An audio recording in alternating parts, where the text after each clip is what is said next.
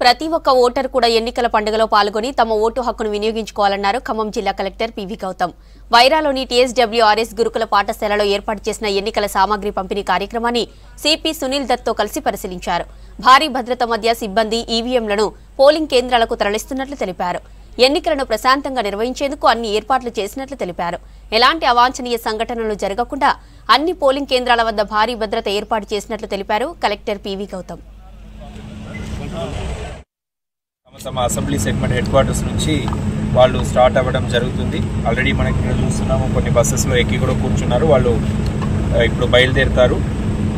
Maximum 4 PM దాకా అందరు కూడా పోలింగ్ బూత్లో వెళ్ళి చేరుకుంటారు.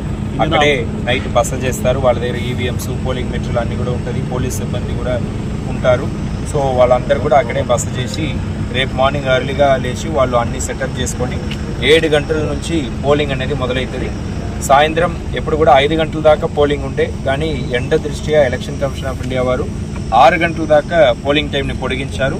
సో మీ ప్రతి ఒక్కరు కూడా మీరు పెద్ద ఎత్తున వచ్చి మీ ఓటు హక్కుని వినియోగించుకోవాల్సిందిగా, సద్వినియోగం చేసుకోవాల్సిందిగా, ఇంత పెద్ద ఎలక్షన్ పండుగలో మీ అందరు కూడా పాల్గొనాల్సిందిగా మీ అందరిని కూడా కోరుతున్నాను.